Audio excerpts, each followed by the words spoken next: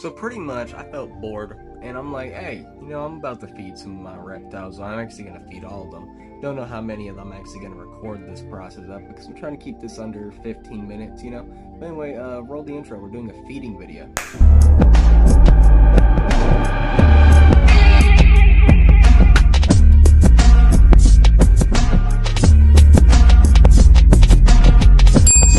So now we're gonna start the video out with something interesting. We're gonna feed some baby fairies, but there's always one that's a little more easier to find, and that's the first baby I hatched. Now if I can pick him up on camera, he's somewhere over here. But before any feeding, something I've learned with anoles is that to make them want to eat a lot more food is to obviously spray down the enclosure. I have a camera thing attached to my chest. I'm learning how to use it, guys. Don't make fun of me. As you see, we're gonna miss the— oh, there he is, guys. There he is. He's in the bottom. Anole babies will also tend to hang around the leaf litter of an enclosure or in the wild to avoid predation of larger anoles, other lizards, birds, snakes, just really anything that would want to take a bite out of something this small. Now after the cage has a nice mist, you'll take your cup of feeders, which as you see there's a large amount, probably way more for what you see as one baby anole, but I promise you, there's a lot more than one in here. There's at least 10 hiding. Probably under this stick, I'm scared to touch it. But, I like to jiggle these guys around so they aren't get stuck.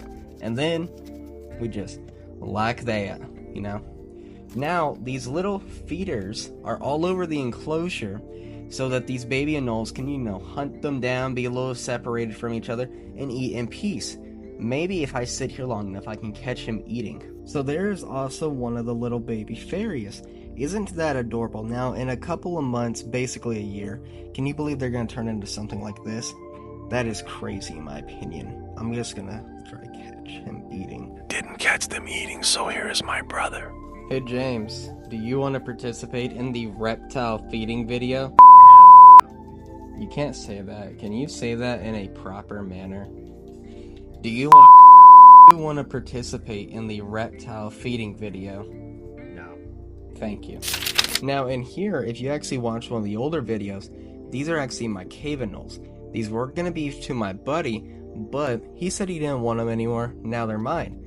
And I'm very glad of that. These are really interesting anole. Now, like I mentioned with the baby fairies, big thing with making anoles when eat is obviously hydration. So we're going to start with a lovely mist of the enclosure. There are exactly 2 in here, guys, because sexes are quite unknown. We don't know which one's male, which one's female, because this species is not really sexually dimorphic, especially while young. When they get much older, you'll obviously know which one's male and which one's female off some very key notices: dewlap size, and obviously the males are pretty big.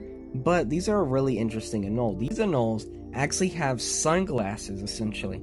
Pretty much what they do, it's very similar to what you'll find in a lot of frogs and toads and most amphibians, that they actually have an eyelid that they can close, but they can still see through because it's transparent. And it's really interesting, really unique among lizards and reptiles, not that unique among the frogs. Either way, super neato, super cool, and it makes them very, very fun animals to try to find. We're gonna take our little cup of food. The same thing with that. Let's see if we can see some babies. One of the cave anoles has came out, right? If anything, I think this might be the pos male that I think might be the male because of the size difference. Hopefully, we can catch him eating, unlike the farius babies. Oh my god, look guys, the little guy has taken the first meal.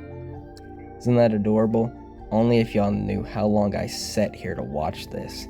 This is actually really neat because this is actually the first time I've ever seen these little Oh, he's over here now.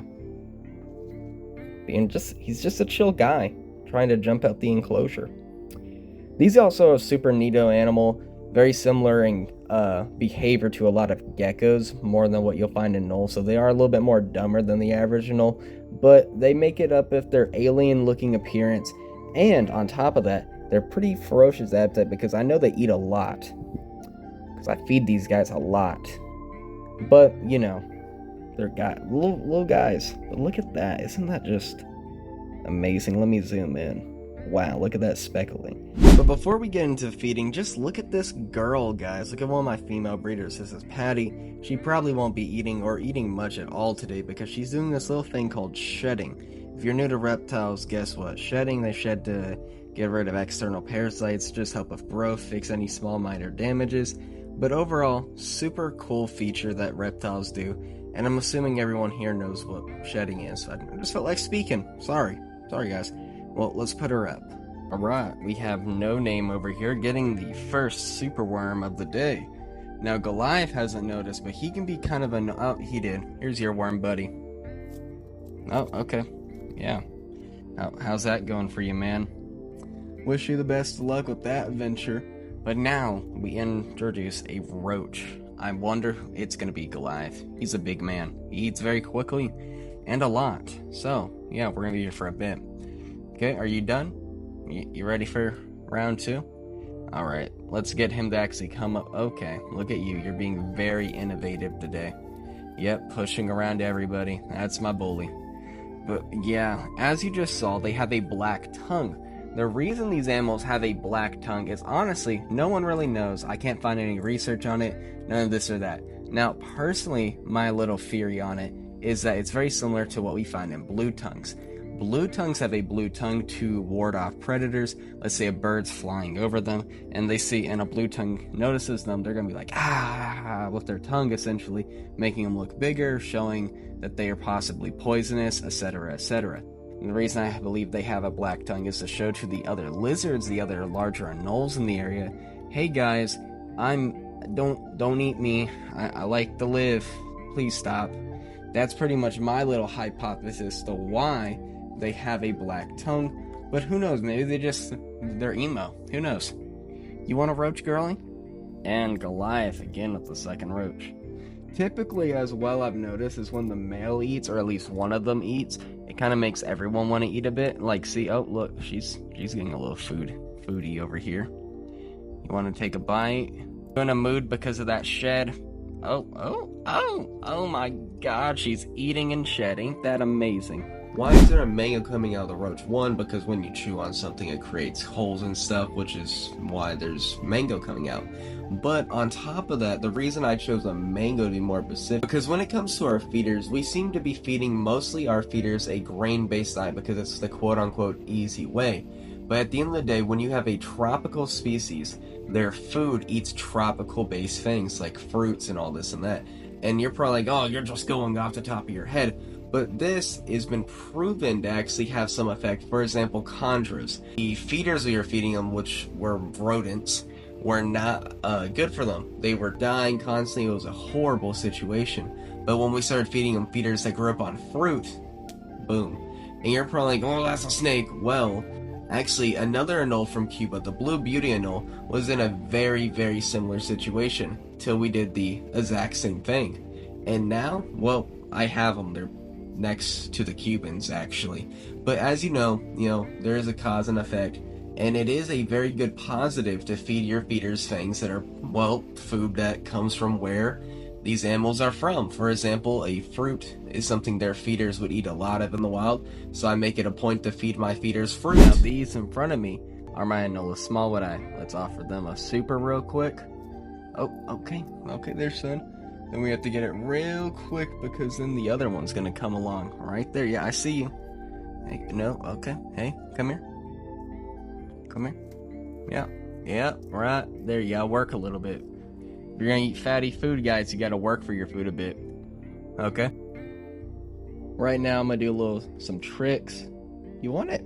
Come on, I got a worm.